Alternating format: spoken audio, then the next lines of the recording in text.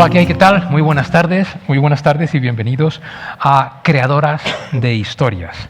Son conversaciones que la Fundación Mutua ha organizado, pues eso, con mujeres que cuentan historias, que cuentan a través de artículos, a través de libros, a través de películas, de imágenes, de cuadros, que cuentan lo que hacen.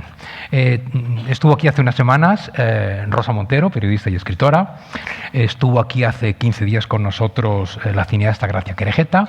Y hoy tenemos a Ángeles Caso, que después de haberse dedicado un poco al periodismo, lleva años y años descubriéndonos historias de la lucha de las mujeres que querían contar lo que hacían cosas y querían contarlas, o no querían contarlas, pero que hacían cosas. Y no pudieron.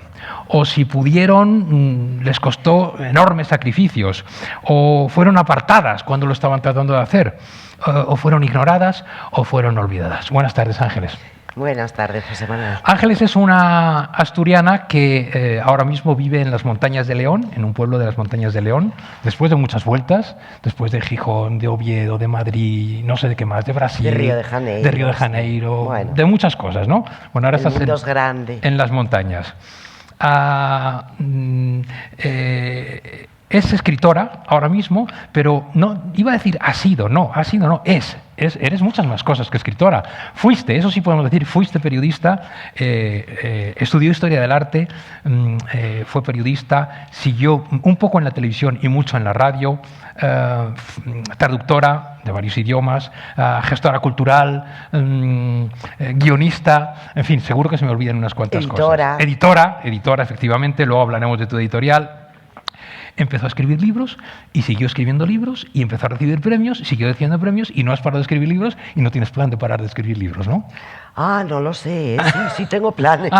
Bueno, buenas tardes, muchísimas gracias. Es un gusto veros a tantas personas. Muchas gracias a la Fundación y, por supuesto, a José Manuel. Perdóname que diga una cosa antes de nada, José Manuel, lo estábamos hablando ahora. Estoy en un momento de esos de la vida difíciles, duros. Acabo de perder a mi madre hace 3 semanas y, bueno, quiero recordarla porque a ella le gustaba mucho que yo tuviera esta vida pública y soy lo que soy gracias a ella y a mi padre. Y bueno, pues quiero recordarla en este momento. Si me encontráis un poco así congestionada y a lo mejor un poco no tan animada como otras veces, espero que sepáis disculparme porque estoy como con virus que no acaban de irse y bueno, y un poco bajita. Parece mentira que decíamos, ¿no? Mamá tenía 95 años, pues estaba estupenda de salud y te crees que tus padres son inmortales, ¿no? Pero no lo son. Muchas gracias por haber hecho este esfuerzo y por haber venido. Eres muchas cosas. Bueno. ¿Estás a gusto si se te define como una contadora de historias? Sí. ¿Te ves ahí? Sí. ¿Te ves eso? Sí, absolutamente. Bueno, pero sí es verdad que debo de ser una persona con muchas curiosidades desde pequeña y con intereses muy diversos, ¿no? Soy una contadora de historias y soy una transmisora, creo, de ideas, pero también de emociones. Me siento bien en los dos campos. Hay la mitad de mi cerebro heredado de mi padre, que era catedrático de literatura, investigador. Es un cerebro de investigadora, de historiadora, un cerebro racional, tal. Y la otra mitad heredada probablemente de mi madre, que fue cantante, soprano. Bueno, luego se casó y no siguió más allá, pero tenía mucho talento para la música, heredado por sus 4 hijos. Y esa otra mitad de mi cerebro es más artista, más creativa, ¿no? Hubo una época cuando era muy jovencita, yo sabía que algo iba a hacer, algo creativo iba a hacer con mi vida, eso lo supe desde muy pequeña. Y había distintas opciones, ¿no? Entonces estaba el mundo de la literatura, en el que me había introducido mi padre, pero también estaba el mundo de la música y el mundo de la danza, al que también me dediqué un tiempo, ¿no? De estudiante, quiero decir. Y bueno, no sabía muy bien, en la adolescencia creía que iba a ser más la música o la danza, y luego al final, bueno, la vida me fue llevando por otros caminos, y todo era, creo que la necesidad de transmitir, de comunicar, ¿no? De contar. Sí. Ajá. Pero antes de la adolescencia... Puedes contar con el cuerpo, puedes contar con la voz. Antes de la adolescencia hiciste muchas cosas. Por ejemplo, a los 9 años algo hiciste. A los 9 años escribiste un cuento. ¿No era un cuento de una estrella y un niño o algo así? Sí, ¿no? La estrella de mar. La estrella de mar y un niño. ¿Y cómo sabes tú esto? Sí, o sea que lo acabas de recordar. Bueno, me lo acabo de recordar porque sí, bueno, algo verías tú con 7, con 8, con 9 años. Claro, quizá fue ahí, quizá fue en aquellas escenas en tu casa cuando tu padre os cantaba romances y poesías, y venía de la clase y seguía dando clase a sus chicos, ¿o qué? Mi padre era un padrazo, era una cosa excepcional. Tú fíjate, yo nací en el año 59 y mi padre estaba en el parto, porque se empeñó. En el año 59, a ver qué señor hacía eso. Rarísimo. A ver qué señor hacía eso. Y nos llevaba al parque los fines de semana para que mi madre pudiera descansar. Era un padre muy raro, ¿no? Y nos dedicaba mucho tiempo. Entonces, cuando llegaba de dar sus clases, se sentaba con nosotros y nos contaba cuentos. Pero claro, eran cuentos, pues eran los cuentos de Alonso Quijano, eran los cuentos de Ulises, los romances del romancero, porque él había trabajado con don Ramón Menéndez Pidal cuando terminó la carrera, y lo contaba muy bien, tenía una voz preciosa, sabía contar muy bien, nos enseñó a sus hijos a leer en voz alta y a contar, a construir, ¿no? A construir el hilo de los relatos, de las narraciones, y a manejar bien la voz. Y él la manejaba muy bien, y yo, claro, era una niña con 4 o 5 años enamorada de su papá. Y entonces, bueno, aquello me llevó ya de la mano directamente a la literatura. Y a los 9 años, que era lo que entonces era primero de bachiller, yo estaba en el Instituto Doña Jimena de Gijón, luego al año siguiente ya me fui a vivir a Oviedo, pues hicieron un concurso de cuentos y lo gané. Fue la primera vez que gané así algo escribiendo, ¿no? Con ese cuento, es verdad, que había que contar una historia de un niño y una estrella de mar. Sí. No está mal, no está mal. Como solamente tenemos una hora, no te voy a pedir que cuentes aquella historia, pero seguro que te acuerdas de ella. Seguro que te acuerdas. No me acuerdo, ahora mismo no me acuerdo. Igual si hago memoria, pero... Bueno, y tuviste una casa que realmente era una escuela, se queda corto, era una casa ideal para eso, en cuanto al ambiente, a la conversación, a claro, todo, ¿no? Yo he sido una privilegiada, ¿no? Eso no es algo que tú decides, eso te cae, te lo regala la vida. Y he sido una privilegiada porque efectivamente nací en una familia, bueno, de gente de origen. Mi padre era un hombre de origen muy humilde, era hijo de campesino de Covadonga. Luego mi abuelo había emigrado a Gijón y trabajaba en el ferrocarril como obrero, pero era gente muy humilde. Mi padre estudió trabajando muchísimo, dando clases particulares de matemáticas, a pesar de que él estudió literatura, pero era un hombre con mucho talento para las matemáticas también, y con becas y con mucho esfuerzo, ¿no? Y estoy muy orgullosa de eso, pero no es un mérito mío. O sea, habría sido idiota si no hubiese aprovechado todo lo que la vida me regaló, ¿no? Bueno, hay quien desaprovecha, o sea que sí, algo de mérito tienes que tener, ¿eh? Algo de mérito. Pero algo si de lo mérito. desaprovechas eres bastante... Y, por ejemplo, algo de mérito tiene que tú, después de esta formación, elijas filosofía, elijas arte, historia del arte, pero luego te dedicas al periodismo. Sí, pero un ratito. Y nos acabas de decir, yo creo antes, un poco por curiosidad. ¿Cómo fue? No, eso fue pura casualidad, ni siquiera curiosidad. O sea, es una cosa rarísima, no sé. Yo, cuando terminé la carrera, se suponía, a mí no me gustaba la enseñanza, quizá por no reproducir el modelo de mi padre. Claro. Y yo quería trabajar en un museo, yo quería ser conservadora de museos. Todavía lo quiero ser, con 64 años que tengo. Si hay un puesto por ahí en algún museo, me ofrezco voluntaria. No he tirado la toalla, que todavía igual un día acabo trabajando en un museo. Pero en ese momento era el 81, cuando yo terminé la carrera. Los museos españoles todavía tenían la larga herencia del franquismo, eran espacios muy cerrados, no había plazas, o sea, el proceso de apertura de los museos, de creación de plazas y tal, fue posterior. Entonces, bueno, yo anduve 3 años un poco perdida, no sabía muy bien qué hacer, andaba para acá, para allá, me fui a Río de Janeiro, estuve unos meses, vi que aquello no era para mí, volví, no sabía, empecé a preparar unas oposiciones de traductora para Bruselas, pensando que ya estaban pidiendo traductores de español, bueno, podía ser una buena oportunidad. Y de repente, por una serie de carambolas tontas, me llamaron para hacer, como había hecho cosas de teatro, de danza, de música y tal, me llamaron, pero por una tontería, porque me confundieron con otra persona. Me llamaron para hacer una prueba en Televisión Española en Asturias. Sí. Y yo no quería ir. Y me dijeron en casa, sí, mujer, vete, ¿cómo no vas a ir? Entonces fui, y fui como en plan muy pasota, ¿no? Era para presentar el programa de allí, yo, como no quería, no tenía nada que ver conmigo, no me interesaba nada, pues cuenta un chiste, no sé ninguno, habla en asturiano, no sé hablar en asturiano, no sé qué, yo no sé. Y me fui, y por la noche me llaman y me dicen que vengas mañana a firmar el contrato. Yo me desmayé. Fue así de idiota. Bueno. Y dije, oye, pero yo no quiero. Con todos los esfuerzos que he hecho.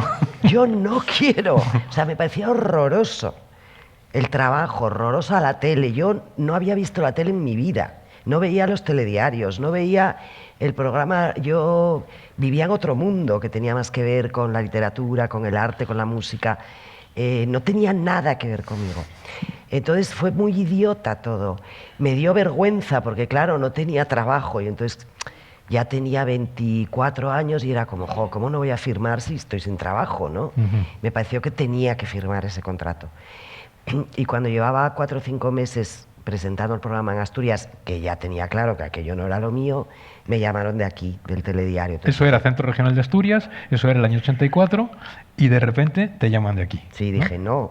Dijiste que no otra vez. Claro. Bueno, dije, pero no. otra vez fue inútil, me da la impresión. No. Dije que no, me volvieron a llamar por segunda vez, me hacían venir a Madrid a una cita con el director de informativos y yo, no, yo esto lo voy a dejar, estoy buscándome otro trabajo, a mí esto no me gusta. Y ya la tercera vez me llamó Calviño, que era el director general, un jueves, allí a Televisión Asturias, y me dijo, el lunes tienes que estar aquí. Y yo dije, no. Y entonces empezó a presionarme todo el mundo, los compañeros, mi pareja de entonces, pero tú eres de mis amigos, pero eres tonto. ¿Cómo vas a hacer eso? Y entonces vine llorando aquel fin de semana, todo el viaje, llorando en el coche de mi chico, con una maletita con 4 cosas. Y yo, ay, no quiero. Y el lunes estaba presentando el telediario, pero no quería y seguí sin querer en los 2 años y poco tiempo que estuve ahí. No querías, no. Seguiste sin querer, Hasta no quisiste, así que entonces no mires. Parlamento y medios de comunicación son sometidos a debate en unas jornadas que han comenzado hoy en el Congreso de los Diputados y en las que participan numerosos profesionales europeos de la información. El presidente de la Cámara, Gregorio Peces Barba, ha inaugurado las jornadas y ha dicho que la información en libertad contribuye al desarrollo de la democracia. ¿Ves qué bien? No pasa nada.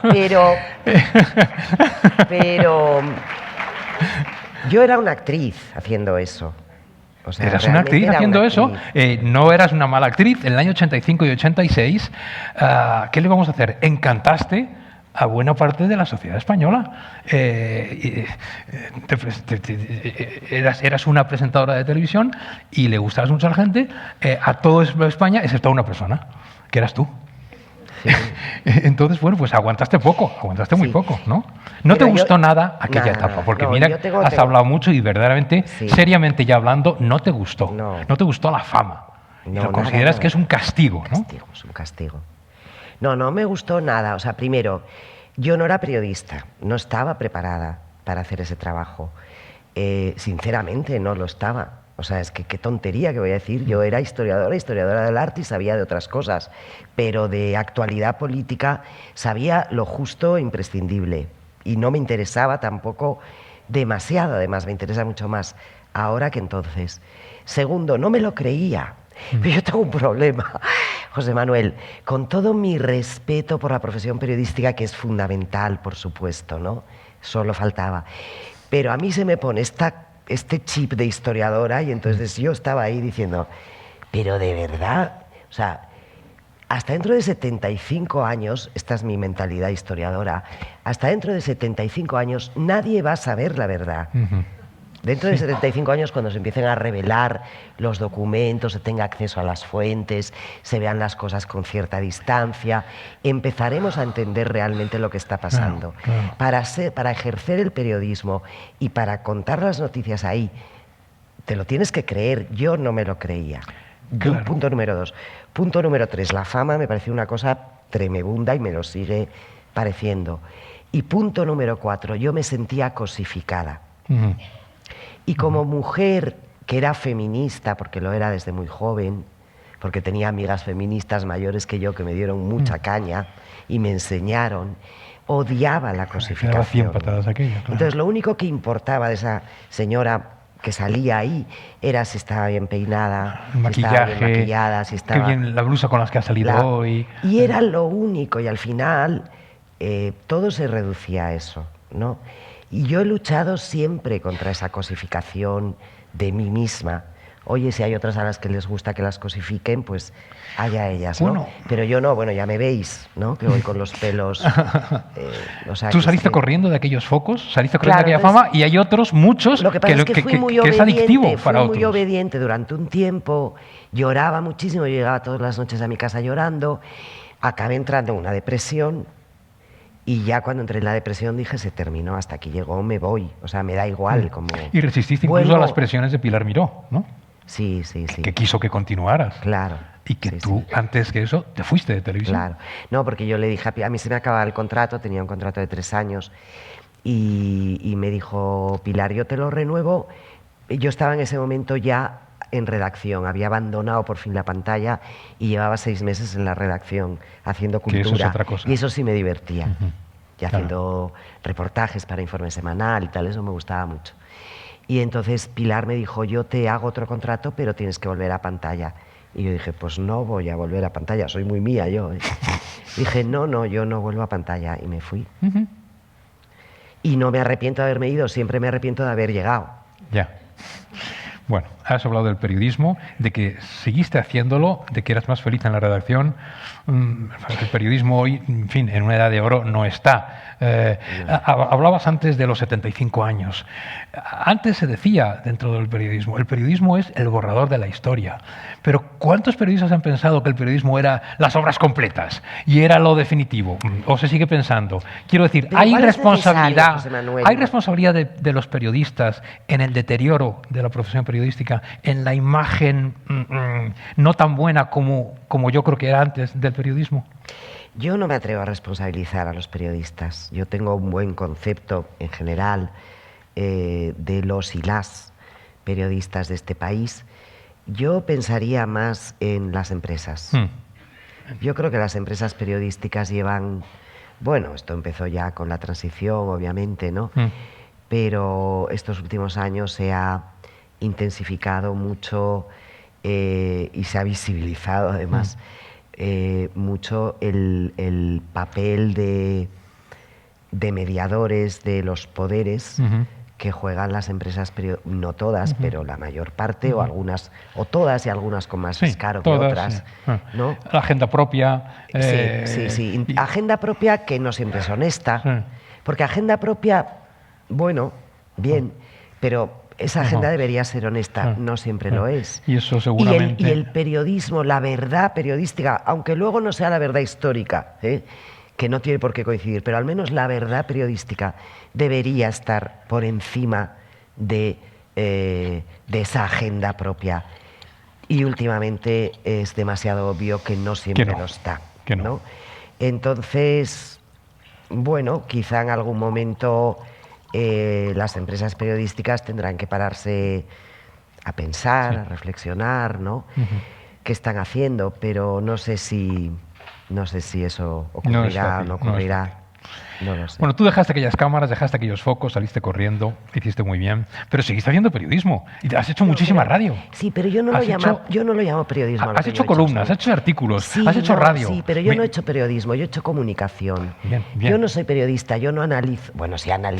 Tienes razón. Analizo la actualidad, claro que analizo. Sí, pero es más amplio. Soy bastante analítica. Es más amplio. Pero sí, yo soy comunicadora, yo no tengo fuentes, yo no tengo contactos, ni los pienso tener, no me interesa. Bueno, haces comunicación, pero de todas formas, en los años, digamos, en los años 90, después de este paso del 84, 85, en los 90 tú ya empiezas a pisar con mucha más firmeza en un camino literario. Escribes. Sí, ¿No habías dejado de escribir? Habías empezado a escribir, 90. Pero en los 90, digamos que con toda claridad, ¿no? Cuentos, biografías, novelas, o por ejemplo, biografías noveladas. Aquí tenemos una, ¿no? Elizabeth de Austria-Hungría, que quizá muchos no sepan que era Sisi, o Sisi, ¿cómo es? Sisi o Sisi. No sé muy bien. Sisi. Ellos dicen Sisi. La emperatriz de Austria y Hungría, o el hada maldita. Ese es tu libro, es la historia de esta mujer, de Isabel de Baviera, de Sisi, en una Europa que estaba en transformación, y esta mujer era inconformista y esta mujer era rebelde, y no es esa la imagen que tenemos de Sisi. Eso porque no has leído el libro. No he leído el libro, claro. O no has visto las series. Que Exactamente. Es un No, ejemplo de una claro, imagen muy distorsionada, ¿no? En la que hay que meterse y ver qué era aquello. Porque nos contaron estas pelis, por otra parte, ideales, ¿no? Con la preciosísima Romy Schneider, claro, bailando el vals, enamoradísima de su marido. Pero yo era un personaje que conocía bien por una serie de lecturas y tal. Y claro, mi lectura de Elizabeth era una lectura feminista, ¿no? Es decir, una mujer fuera de su tiempo, muy adelantada a su tiempo. Visionaria, en realidad. Visionaria, muy culta, muy rebelde, muy inteligente, que nunca encontró su sitio en el mundo, salvo en sus viajes por el Mediterráneo, que en un barco, ¿no? Que es el único lugar en el que era feliz, y subiendo montañas, ¿no? Escalaba los Alpes y vestida con falda pantalón. Eso tienes en común tú con ella, porque a ti te gusta mucho subir montañas, ¿no? Creo. Sí, soy muy de montaña también. Y no soy nada marinera, en cambio, pero sí soy de montaña.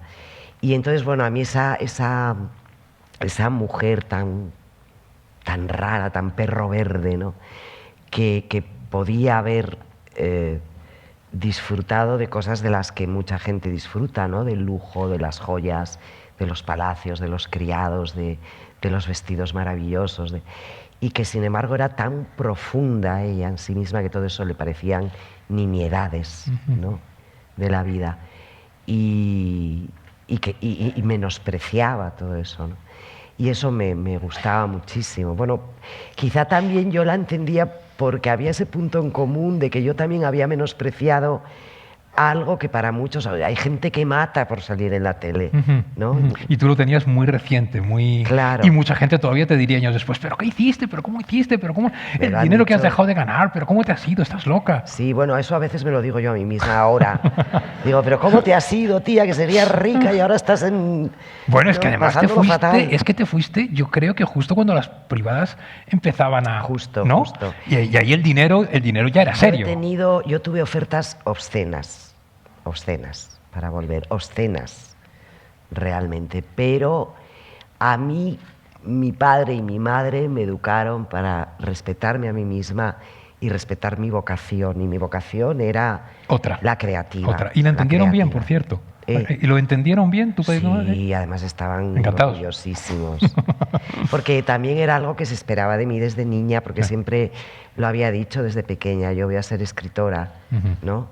Y entonces, bueno, ya había dado esos pasitos de los cuentos infantiles, había ganado también una beca para irme a Francia, escribiendo en francés con 15 años, el premio que lo comentábamos antes de Coca-Cola, de redacción a los 14. Quiero decir, era un camino en el que yo siempre había estado, ¿no? Claro. Otra beca que gané francés a los 18 también, que me fui 2 meses a París. Entonces, bueno, mis padres sabían que algún día yo me dedicaría a eso, ¿no? Y me entendieron y me apoyaron perfectamente, sí. Estamos en el año 94 y no es un año cualquiera, es un año de aldabonazo, porque resulta que no de repente, tienes mucho escrito ya, pero sí de repente, por lo menos para el gran público, aquella mujer que presentaba el telediario resulta que es finalista del Premio Planeta con El peso de las sombras, ¿no? Sí, y ahí hubo una confusión conmigo. Porque, fíjate, yo ya hacía 7, 8 años que había dejado la tele. Sí, claro. Es que hace casi 40 que dejé la tele ya. Y todavía me siguen preguntando por esto. Y estuve 2 años y medio, o sea, es que es increíble. Digo, pues si tengo 64, estuve 2 años y medio. Antes y después he hecho muchas cosas, pero eso tiene que estar ahí siempre. Bueno, yo creo que hubo gente que interpretó, una vez me dijo una persona, yo no te había leído porque me parecía que eras la típica petarda de la tele que escribía libros. ¿Aprovechando qué? Sí. Dije, pero a ver, bueno, petarda no lo sé, pero de la tele se hacía 8 años que lo había dejado cuando empecé a publicar, o 7, y no volví, y fue la época en la que tuve esas ofertas obscenas que te digo de las privadas, ¿no? Pero había como ese empeño de seguir considerándome la chica de la tele, ¿no? La petarda de la tele. Y entonces me costó mucho quitarme de encima ese malentendido. Sí. Yo hice una apuesta en ese sentido muy extrema, porque incluso dejé la radio. Es decir, yo dije, no, yo me voy a dedicar a esto, que es lo mío realmente, que soy yo, que es mi esencia, ¿no? Que es para lo que me he preparado a mí misma desde pequeña, ¿no? Y voy a prescindir de lo demás porque, aparte, yo creo que a lo mejor si hubiera sido un hombre, las cosas habrían sido distintas. Pero cuando yo empecé a publicar el libro de Elizabeth, precisamente, bueno, cuando empecé a escribirlo, 2 años antes de publicarlo, mi hija acababa de nacer. Entonces yo tuve que hacer compatible, dirigía entonces El Ojo Crítico, el informativo cultural de Radio Nacional de España, un programa diario que se emitía de 11 a 12 de la noche. Es la escritura de los libros, los cuidados a mi hija, que adoré cuidarla, o sea, he sido muy madraza y he disfrutado mucho de eso, ¿no? La vida con mi pareja, mi vida como hija, mi vida como amiga, mi vida como señora que le gusta hacer gimnasia o yoga. Era imposible. Probablemente si hubiera sido un hombre, por lo menos un hombre de aquellos años, yo habría tenido mi trabajo en la radio, luego habría llegado a mi casa y aunque tuviera un bebé en casa, la madre del bebé, como ha ocurrido casi siempre con los escritores, habría dicho, a papá no se le molesta, cariño, déjale que está trabajando en su despacho, no haga ruido y no le molestes. Pero yo no me podía permitir eso. O sea, yo he escrito mientras mi hija, pues hasta los 12, 13 años, en el salón, con la tele puesta, en la cocina, pendiente de que no se quemara la comida o la cena, interrumpiéndome, mamá, caca, mamá, ayúdame, mamá, no sé qué, sonando la alarma porque llegaba la hora del baño y a lo mejor estaba a mitad de la frase más maravillosa del mundo y de repente se acabó, ¿no? Y ya no vuelves a recuperarla, ¿no? Bueno, escrito así, porque soy mujer, orgullosamente mujer, porque soy madre, porque soy hija, porque soy pareja, porque soy amiga, y entonces era imposible todo, con lo cual dejé incluso la radio, no por nada, me gustaba muchísimo, pero no podía con todo, no podía con todo. Y siempre creo que eso tuvo que ver con mi condición de mujer, ¿no? Luego iremos a ello, pero si te hubiera llamado Ángel, si en tu tarjeta de presentación pusiera Ángel, luego vamos. Uf. Quieta. Sigues escribiendo y publicas El resto de la vida. El resto de la vida, que es un libro pequeño, pero que me ha encantado. Sí, gracias. Tan misterioso. Es un libro que pasa. Juegas con el misterio, juegas con el amor, juegas con la muerte. Ahí está cuál es la banda sonora de Orfeo, digamos, en el libro, ¿no? El Tu sei morta, mia vita, ed io respiro, que es estás muerta, ¿y cómo es posible que yo esté siga respirando? ¿De dónde sale este libro, que me ha gustado muchísimo? Ay, gracias, porque es un libro que pasó muy desapercibido. La gente que está distraída. Es una historia muy cortita, además. Es corta, es muy corta. Incluso sí. me criticaron por eso, ¿no? ¿Cómo se puede publicar una novela tan breve? No sé, ¿dónde está escrita? No le las falta páginas, una sola página. Las páginas que tiene No que le tener falta novela. una sola página. Sí, es una historia de... bueno, de cómo se puede amar, realmente se puede amar más allá de la muerte, ¿no? O más acá de la muerte. O más acá de la muerte. O más acá. Vamos a dejar el misterio. Vamos a dejarlo ahí. Es igual, el libro vamos está a dejarlo agotado, o sea ahí. que tampoco... Cuando lo lean ya me entenderán por qué vamos a dejarlo ahí. Bueno, sigues. El mundo visto desde el cielo, el año 99. El veneno de Loki, en el... Ese es un infantil. 99 también, que es infantil. Y después ya empezamos con palabras ya mucho mayores. El premio Lara de novela, ¿no? Con Un largo silencio. Sí. Un largo silencio es, ha terminado la guerra civil, es la historia de una mujer, de sus hijas, de su nieta, de la mala vida que llevan en esa época, ¿no? Mira, esa nieta, Merceditas, que podría ser la protagonista de esta foto de Robert Capa. Esta niña que mira, sobre la que yo escribí cuando era joven. Es mi madre. Ajá. Esta novela está inspirada en la historia de mi madre y de su familia durante la guerra civil y en la primera posguerra. Sí, no es tal cual la historia, pero está inspirada, ¿no? Una de tantas familias de perdedores donde las mujeres se encontraron solas porque los hombres o habían muerto o estaban presos y tuvieron que sacar adelante ellas solas a las familias, a los niños, a los peques, a los presos que estaban en las cárceles, de los que había que cuidar, y a los ancianos de las casas, y bueno, en condiciones muy duras, muy señaladas con el dedo, ¿no? Y pactar de alguna forma con el régimen ese largo silencio del título, ¿no? Que es un largo silencio que yo he vivido en mi familia y en, bueno, todos seguramente, ¿no?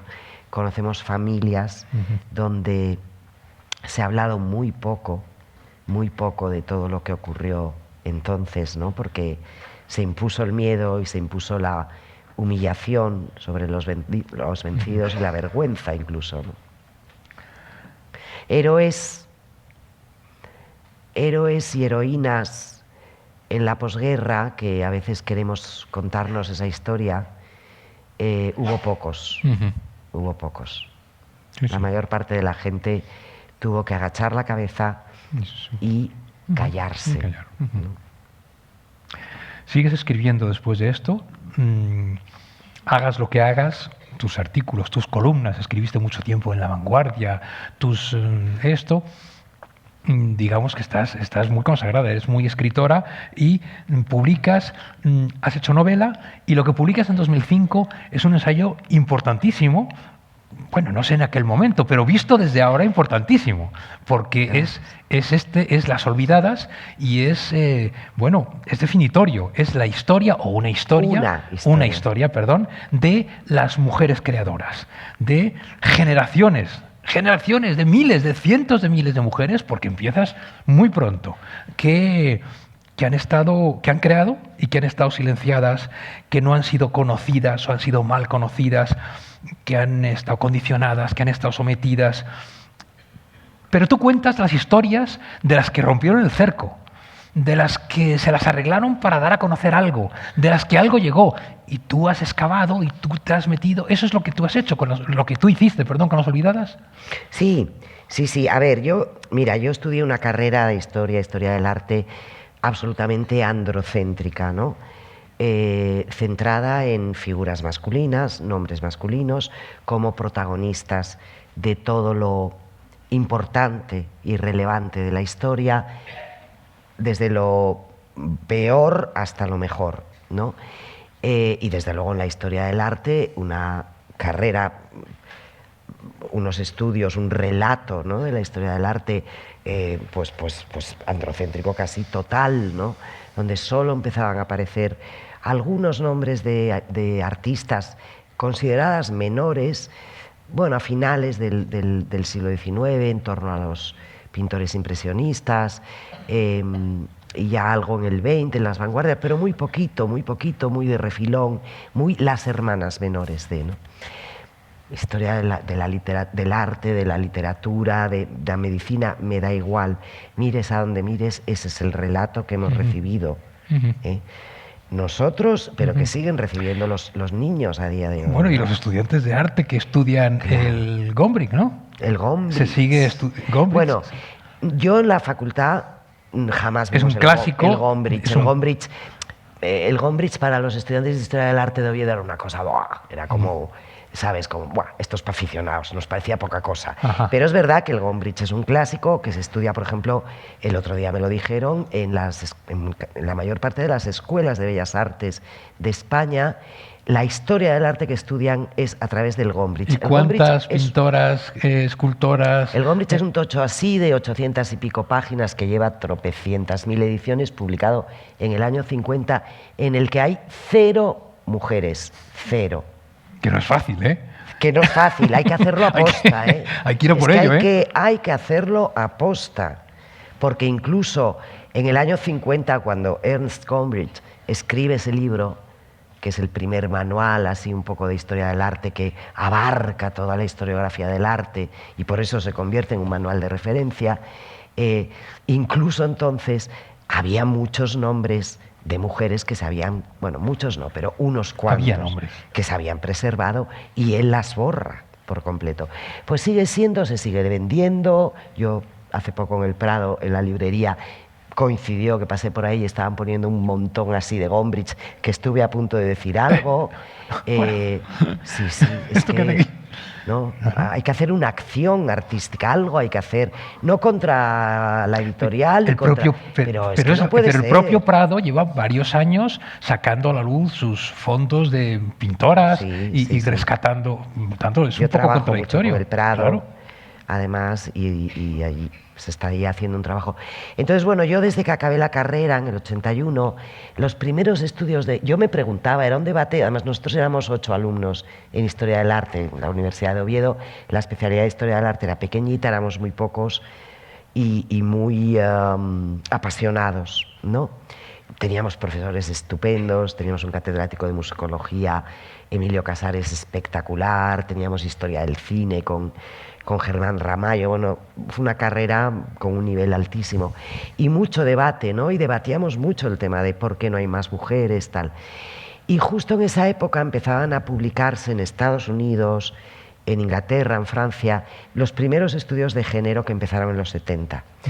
Yo viajaba bastante, afortunadamente hablo varios idiomas, y entonces empecé a traerme libros, ¿no? En cuanto pagaba siempre aquellos excesos de equipaje horrorosos, por suerte ahora te lo compras en ebook, claro. Esas cosas en un segundo, ¿no? Pero entonces veníamos con las maletas cargadas de libros de las tiendas de los museos. Y bueno, y empecé por mi cuenta, por puro interés y pasión y curiosidad personal, a reconstruir esa parte de la historia del arte y de la historia en general que a mí me faltaba, ¿no? Y a medida que iban saliendo cosas iba comprando y leyendo, ¿no? Y armando ese vacío enorme que yo tenía en la cabeza. Y de repente un día me di cuenta de que, joder, ¿por qué no escribo algo sobre todo esto? Y así nació Las Olvidadas, ¿no? Que fue como, bueno, vamos a poner los nombres de las creadoras desde la Edad Media, de filósofas, de pintoras, de escritoras, de escultoras, vamos a ponerlo sobre la mesa, ¿no?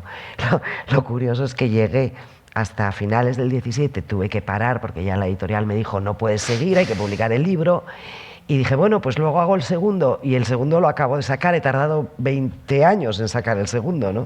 Entre medias me he entretenido con otras muchas cosas. Bueno, pues eso habla mucho en favor del segundo. Después vamos a hablar del segundo. Ahora vamos a hablar de 2009, vamos a hablar de un boom, de un premio Planeta, de Contra el Viento, y de la historia que se cuenta en Contra el Viento, que es una historia muy, muy interesante, muy traducida a no sé cuánto, 10, 12, 14 idiomas, muchas lenguas, sí, se ha traducido. 15, 16. una historia, por cierto, real, o que tiene algo de historia real, ¿no? ¿Qué es lo que tiene detrás, Sí, Contra el viento? No siempre, pero sí es verdad que a veces me gusta inspirarme en la realidad. Y tiene de real que, bueno, está inspirado en algo que le ocurrió a una persona de Cabo Verde, una mujer de Cabo Verde, Sound, que me ayudó a mí a cuidar de mi hija cuando era un bebé, ¿no? Fue la cuidadora de mi bebé, yo les debo tanto. Mira, les debo tanto a las inmigrantes que me ayudaron a cuidar a mi niña, porque sin ellas no habría podido probablemente continuar mi carrera, yo además muy sola en Madrid, sin familia, ¿no? No habría podido continuar mi carrera como la pude continuar. Y ahora le debo mucho también a la cuidadora que ha cuidado de mi madre, ¿no? También inmigrante de Paraguay, ¿no? Principio y final, está Sí. bien. Está Les bien. debemos mucho a esas mujeres. Y aquí hablas tú precisamente de eso, a partir de esa SAO. Yo quería reconocer el mérito que tienen estas mujeres, y además, bueno, la historia de Sound con su hijo es una historia extraordinaria también, y bueno, me parecía que había ahí una novela, pero era también una manera de darles las gracias, ¿no?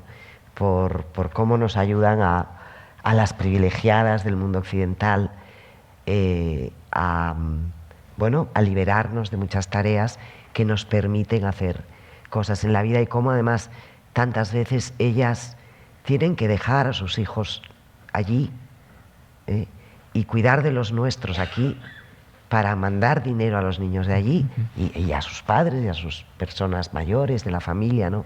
Cuidan de los nuestros aquí, tienen a los suyos a miles de kilómetros, ¿no? Y bueno, me parecía que se lo merecían. Pero hay algo de los premios y las traducciones y tal. Este libro la verdad es que fue una sorpresa porque aparte del Planeta, es verdad, se tradujo mucho, viajé mucho por muchos países y tuvo un premio del que, perdonad que presuma, pero que yo me siento muy orgullosa, porque le dieron el premio a la mejor novela extranjera en China. Era un premio que ningún escritor español había tenido hasta entonces. Años más tarde lo tuvo Javier Cercas. Y yo cuando miré la lista, al principio me lo tomé un poco a risa, pero cuando miré la lista de escritores que habían tenido ese premio, figuraban algunos de mis escritores vivos favoritos, ¿no? Y entonces fue como, ¡ah! Esto me pasa a mí, ¿no? Luego no pude ir a buscarlo por razones ajenas a mi voluntad, porque justo cuando me lo entregaban yo no podía por un problema y tal. Pero la verdad es que estoy muy orgullosa de haber tenido ese premio en China, ¿no? Qué bárbaro, dificilísimo. Sí. Donde se alzan los tronos. Donde se alzan los tronos es una tremenda historia, la historia de la princesa de los Ursinos, en un momento bestial de la historia de España, en el momento en el que muere sin descendencia Carlos II el Hechizado y hay una pelea dinástica entre Austrias y Borbones, una pelea de la que todavía hoy tenemos consecuencias, ¿no? Bueno, ahí están peleando por ello, ahí está metido esta historia con esta princesa. Quizá yo me haya equivocado al leer este libro, pero me da la impresión de que estás tú ahí, de que tú eres la princesa de los Ursinos. No. Pues habla, pues, en fin. No yo te veo metida en esa corte, sí. Te veo puesta y leo el libro y veo cómo traqueteas en tu carroza soy muy buena escritora. Bueno, pues eso debe ser. Bueno, no eres princesa, pero eres muy buena escritora, ¿no? No, en serio, has estado muy metida. Este es un libro en el que estás ahí, estás a su lado, estás con ella. Bueno, quizás es un personaje que cuenta un poco la historia con de el ella. que empatizo. A ver, es que esta tía es tremenda. Era una tipa tremenda, francesa, instalada en Italia, espía, agente al servicio de Luis XIV en Roma, una mujer que compra voluntades de cardenales, porque estaba casada con uno de los grandes del mundo de Roma, ¿no? Con un Orsini. Pues aquí la llamaban la princesa de los Ursinos, pero era Orsini. Sí, Orsini. Y compra voluntades de cardenales para elegir papas, bueno, en fin, una tipa con mucho poder, ¿no? Y en un momento dado, Luis XIV la manda a España con su bisnieto, con Felipe V, porque es un chavalín de 17 años, imberbe, sin ninguna preparación.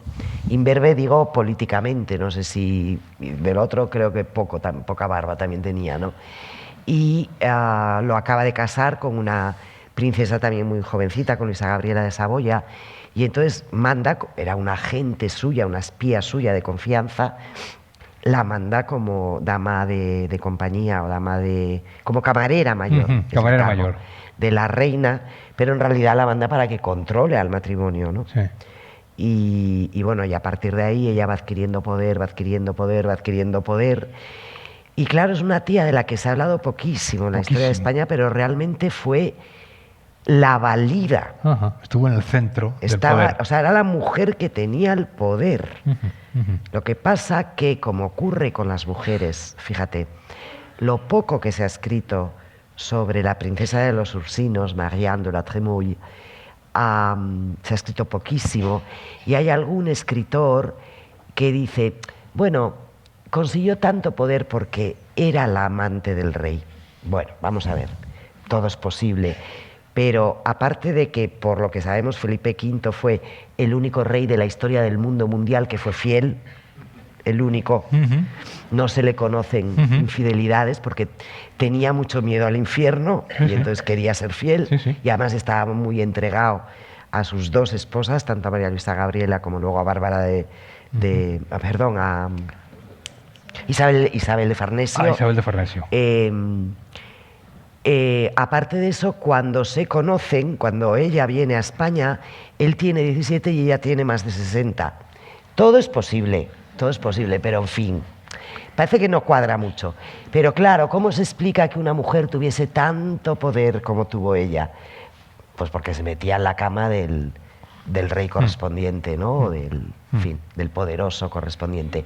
No por su propia inteligencia, no por su propia capacidad política, no por su propia astucia, pero ella realmente fue una política de raza.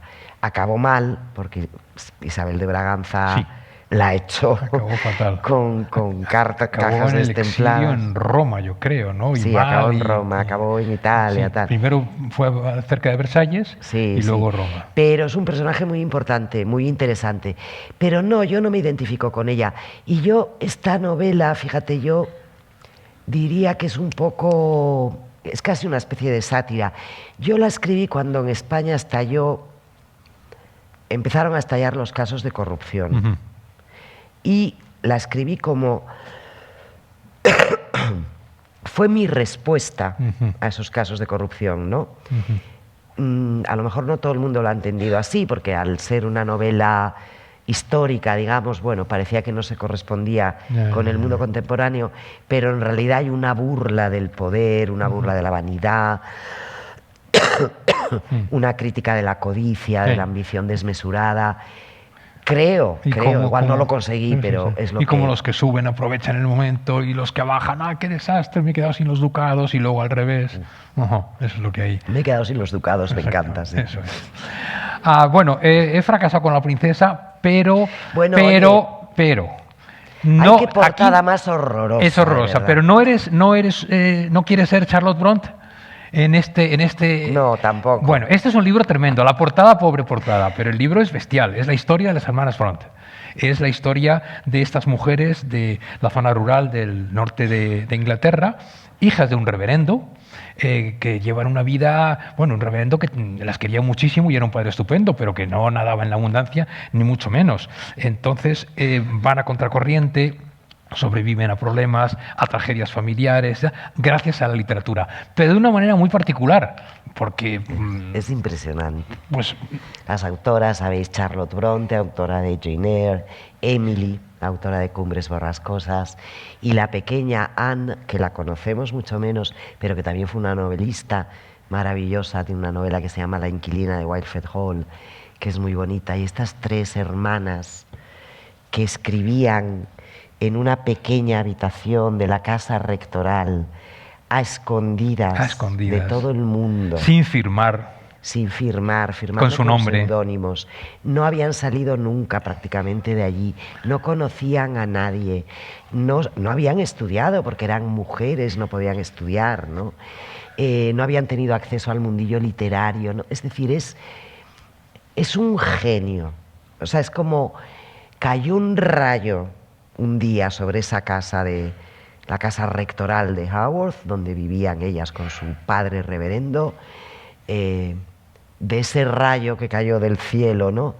Que envió el dios Apolo o una de las musas, surgió todo eso, todo ese fuego.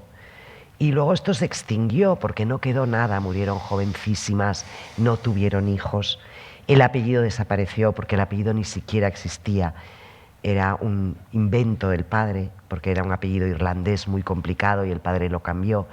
Y no existen ni las tumbas, José Manuel, porque fueron enterradas en la iglesia del pueblo, pero después hubo obras y entonces han quedado debajo de un pilar. Y hay un pilar allí con una placa que pone debajo de este pilar están enterradas las hermanas Bronte, ¿no?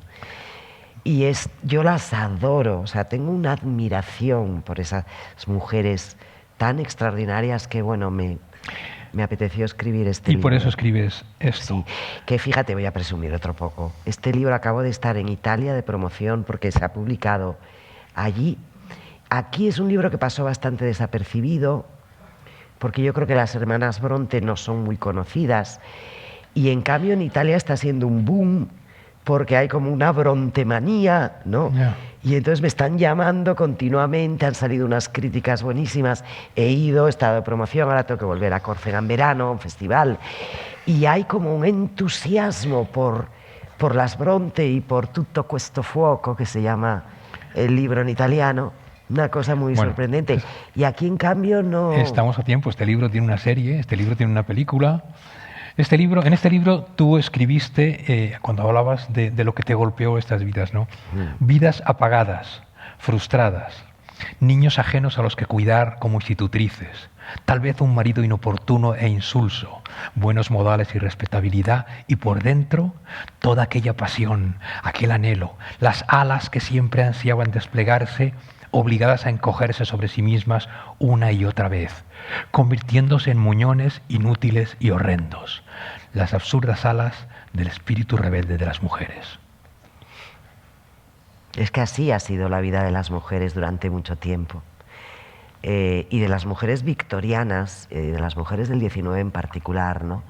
El XIX es el siglo que inventa, bueno, os lo cuento en el libro del que supongo que hablaremos ahora mismo, último, ¿no? El XIX es el siglo que inventa el mito de el ángel del hogar, el bello sexo, ¿no?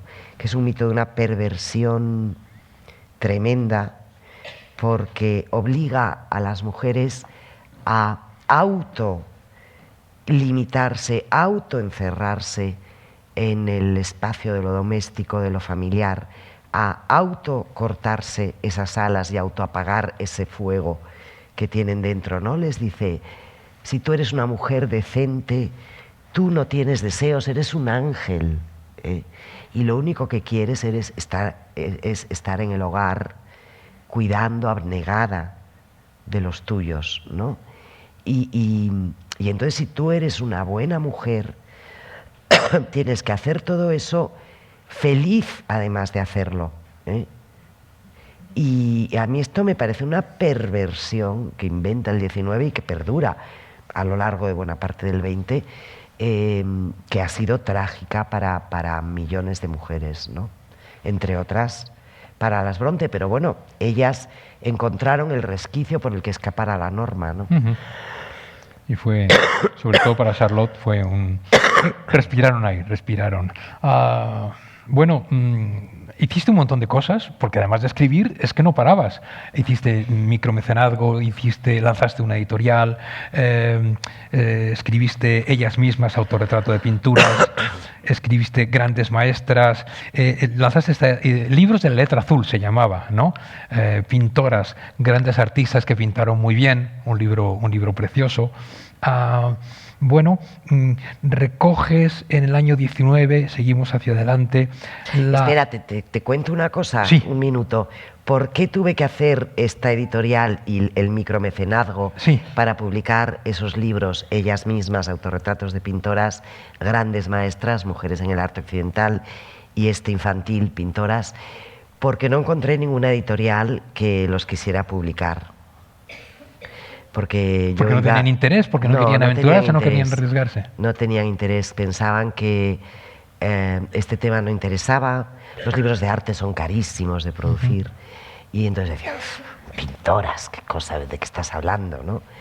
No se había puesto de moda, todavía no habían empezado estas exposiciones que empezaron después, y entonces, bueno, yo tenía ya el libro preparado y tenía dos opciones: meterlo en un cajón, llorar muchísimo y decir qué horror, esto es tal, o la otra, que fue por la que opté, que fue, bueno, voy a intentar hacer un micromecenazgo, un crowdfunding, que se llama ahora, en inglés, que es una cosa que ha existido siempre. Antes se llamaba la suscripción. La enciclopedia francesa se hizo así. Siempre lo recuerdo, por suscripciones, gente que compraba los tomos antes de que existieran, y gracias a eso les philosophes podían crear sus artículos e imprimirlos, maquetar e imprimir los libros, ¿no? O sea que es un sistema muy antiguo. Y bueno, funcionó maravillosamente bien. Entre otros, tuve de mecenas al Museo del Prado, al Thyssen, a la Biblioteca Nacional, al Reina Sofía. O sea, los museos sí creyeron en el proyecto, y en cambio las editoriales no.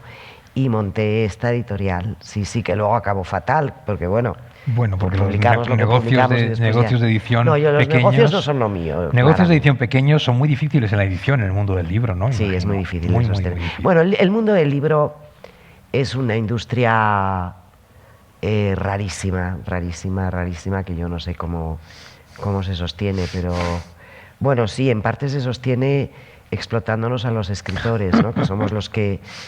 Yo siempre lo cuento, está mal visto hablar de dinero en el mundo de la literatura, pero yo creo... Virginia Woolf, a la que llevo aquí, no sé si la habéis visto, sabéis que decía lo de que una mujer, para poder escribir, necesita una habitación propia, pero hay otra parte de la frase que nunca se repite: y 500 guineas, ¿no? Es decir, y dinero, porque si no ya me dirás, ¿no? Entonces, sí que hay que hablar de dinero. Los escritores, ¿cuánto creen ustedes que ganamos? Nosotros cobramos, es lo que ganamos, no tenemos un sueldo, no tenemos un porcentaje... Por libro, ¿quieres decir? Sí. Por libro vendido. Un porcentaje de cada libro que se vende. Y es, según el tipo de edición, puede ser el 5, puede ser el 8 o puede ser el 10. Como mucho, cobramos el 10 de cada libro que se vende, ¿no? El 90% o 95% restante se lo distribuyen el editor, la editorial, la librería y el distribuidor. Yo no voy a entrar en... Si está bien o está mal, pero es así. Está mal, pero desde luego que los escritores cobremos como mucho el 10%, creo que sí está mal. En el mejor de los casos. Entonces, en el mejor de los casos, es un disparate. La industria del libro es un disparate. Pero bueno... Malamente se puede vivir así, de escribir, ¿no? Muy malamente. Muy malamente. Estas 16 grandes escritores, es un libro precioso. Quiero escribirte esta noche una carta de amor. Es la correspondencia de 16. Una de ellas es Virginia Woolf, yo creo. Sí, ¿verdad? Virginia Woolf con está en este libro, ¿verdad? Sackville West. Exactamente. Que tuvieron una relación... Exactamente. Este es un libro precioso. Por suerte este libro lo tenemos ahí fuera, así que el que no haya leído puede aprovechar la oportunidad. Y finalmente, y digo finalmente porque no me voy a entretener en esto, y es una lástima porque, insisto, son unas cartas maravillosas. Finalmente tenemos que ir a Las desheredadas, que acabas de publicar hace unos meses. Hemos estado con Las olvidadas. Y tú misma has dicho, han pasado casi 20 años. Bueno, esta... Que ahora se reedita. Que ahora se reedita muy oportunamente, sí. ¿No? Con Las desheredadas tú continúas con la batalla para que se reconozca a las mujeres sepultadas en vida, o a las mujeres ignoradas, o... En fin... En este caso en concreto son las creadoras de los siglos XVIII y XIX, ¿no? Son a todas ellas, ahora sí, ya se les puede aplicar la cita esa con la que yo creo que arrancas el libro, aunque tienes varias citas, de Emilia Pardo Bazán, ¿no? Qué distinta habría sido mi vida si en mi tarjeta pusiera Emilio en vez de Emilia. Sí. Emilia Pardo Bazán sabía muy bien lo que decía, ¿no? Doña Emilia, para mí, yo la adoro.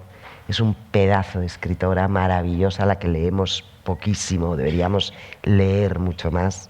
Los relatos, por ejemplo, de Emilia son espectaculares, algunas de sus novelas también, pero fue mucho más que solo una escritora, fue una gran intelectual.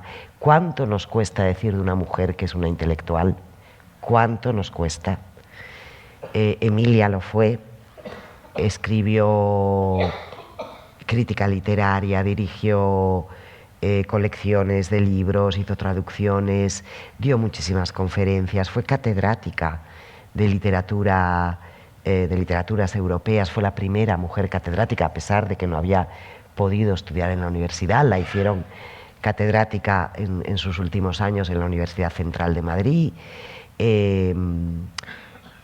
Bueno, fue una mujer y es la primera feminista española, pública, habrá habido otras, no, de hecho las hay, pero la primera mujer que levanta su voz públicamente, con conciencia, que se autoproclama feminista radical, a pesar de que ella políticamente era muy conservadora, era católica, era monárquica, pero asumió perfectamente y entendió el gravísimo problema del género, del sexo femenino en España, la falta de educación, la falta de oportunidades, la falta de libertad, que condenaban a tantas mujeres, no solo de las clases populares, sino de las clases medias, a la miseria o a la dependencia y muchas veces la esclavitud de un hombre, ¿no?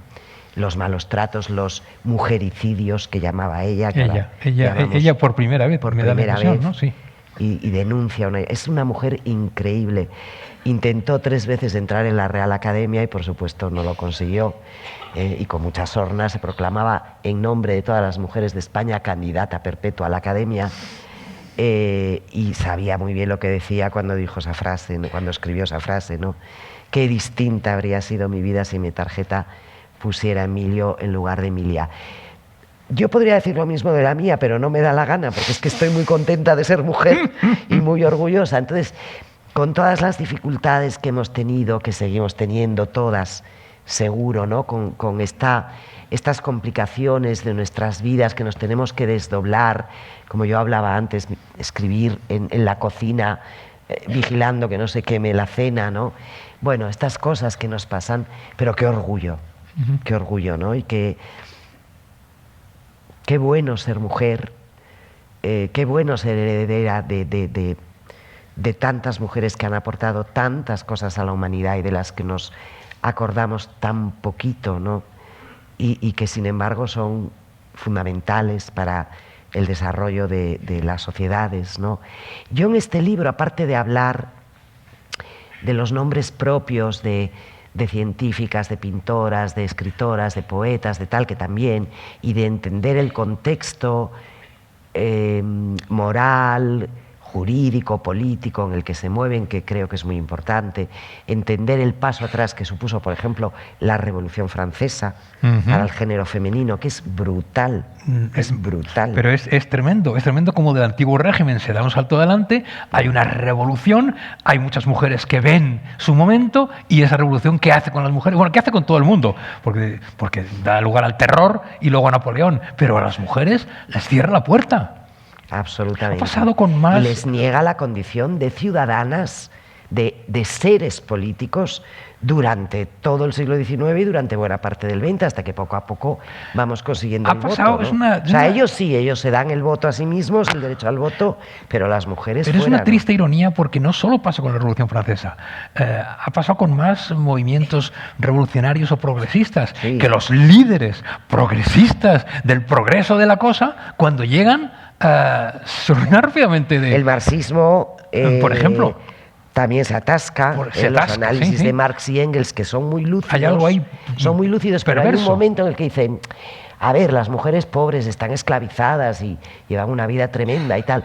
Pero claro, si les damos los mismos derechos que a los hombres, ¿quién va a cuidar de las familias? Y no son capaces de ir más allá. Se les presenta este escollo y no lo saltan, ¿no? Y hablamos nada menos, quiero decir, de hombres caídos en ese mecanismo, de Montesquieu, de nuestro Montesquieu, de Kant, de Rousseau. De Rousseau y las barbaridades que dicen de las mujeres. Que se te cae el alma a los pies, porque además son hombres a los que admiramos muchísimo, porque les debemos mucho. Bueno, yo ahí hago unas citas en el libro de Baudelaire. Baudelaire es mi poeta favorito. Yo siempre digo, la poesía se terminó con Baudelaire. Es una broma, ¿no? Pero es verdad que es mi poeta favorito y lo sigue siendo, ¿eh? No lo voy a cancelar. Pero claro, la misoginia de Baudelaire, las cosas que decía Baudelaire de las mujeres, es que te mueres de miedo. Dices, bueno, menos mal que no le conocí, porque si le llego a haber conocido, pues no sé. Es bueno no conocer. O sea, menos mal que solo le conozco a Es través bueno de no sus conocer. poemas. Lástima que no conociste en cambio al padre de Feijó. Oh, ahí me tienes encanta. un tipo, pues sí, era un eclesiástico, ¿no? Fantástico. Ahí tienes una persona que fue todo lo contrario, ¿no? Sí. Ese sí salió en defensa, ese sí salió a contracorriente. Le dijo, pero ¿cómo estamos haciendo esto con las mujeres, no? El padre Feijó es como una especie de tío retatarabuelo mío, porque mi padre era especialista en siglo XVIII, precisamente en ilustración, y en mi casa, en su despacho, siempre hubo 3 retratos. Uno era el de don Ramón Menéndez Pidal, otro era el de Jovellanos y otro era el del padre Feijó. Y el padre Feijó fue un monje dominico que era catedrático de teología en Oviedo, hablamos de principios del siglo XVIII, y vivía allí en el convento. Y bueno, era un hombre con una cabeza deslumbrante, ilustrado, a pesar de ser monje y catedrático de teología, y que se permitía escribir y jugar. Yo no sé cómo se las apañó para que la Inquisición nunca le cayera encima. Él sabía bien cómo hacerlo, ¿no? Y es la primera persona, aparte de María de Zayas en el siglo anterior, pero en el siglo XVIII la primera persona que alza la voz y escribe a favor de las mujeres en España con una sorna, además gallega, que tenía, es el padre Feijó, ¿no? Y hace un texto que se llama Escrito en defensa de las mujeres, ¿no? Y es una maravilla, yo le tengo mucha simpatía, ¿no? Dices, este curita ahí metido en su celda, ¿no? Escribiendo estas cosas y con esta lucidez que tuvo, ¿no? Y se burla de los hombres que se creen tan listos.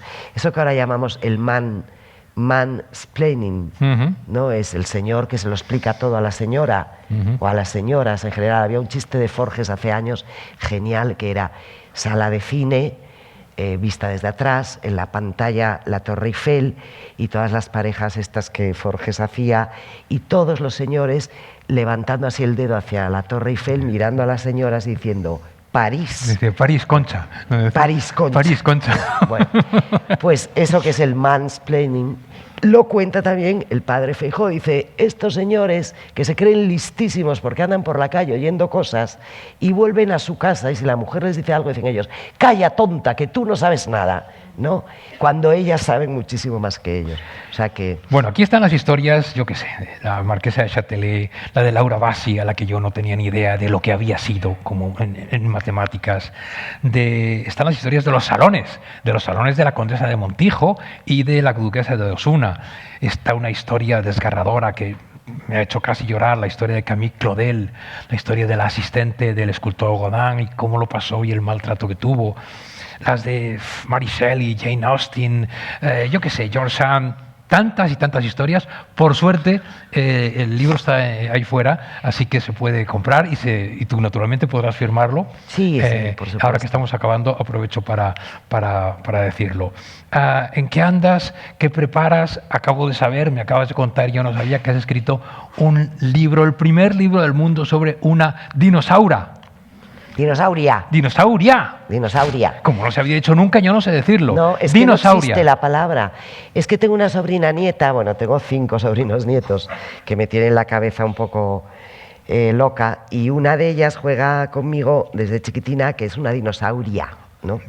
Y le quise comprar un libro de una dinosauria y para mi asombro no existía. Y dije, pues se lo voy a hacer yo. Y entonces he hecho este libro con una ilustradora que se llama Nanu González. Lo hemos hecho en una editorial muy pequeñita de Oviedo, Pinta, y se llama Saura y Luna en el bosque. Entonces Saura es una dinosauria enorme que lleva una diadema de flores como Frida y Luna es una gatita muy chiquitita y viven juntas, pero luego se intercambian los papeles. Saura es muy miedosa y Luna es muy valiente. Bueno, es el grande, la grande, la pequeña, ¿no? Ahí hay un juego de roles y ha sido muy divertido escribir el cuento. Ese va a ser mi próximo libro tuyo que voy a leer. Se lee rápido este. Oye, ¿en qué estoy? Estoy en 200 cosas, no lo sé. Eso, ¿en qué estás? Que no sé, pues estoy traduciendo, mira, una novela de Jane Austen, estoy preparando alguna cosa, pero tampoco tengo muy claro qué. Vas a hacer más desheredadas, vas a seguir investigando, porque esto lleva un trabajo bestial detrás, ¿no? Horas y horas en soledad, investigando, viendo, leyendo, Sí. Fichas de todo. Es que con eso que te conté antes del 10% está complicado. No me extraña. Porque los escritores, las escritoras no somos ángeles del hogar. Ángeles del hogar sí, porque estamos ahí encerradas todo el día, pero ángeles, incluso aunque me llame así, no. Tenemos vicios, comemos, nos vestimos, solemos poner la calefacción cuando hace frío, en fin. Entonces está complicado lo de escribir, ¿eh? Bueno, pero no tienes más remedio. No tienes más remedio. Tú Hay escribes, muchas cosas que se pueden hacer tú en la escribes vida. en este libro muy al principio, cuanto más se mira, más se ve.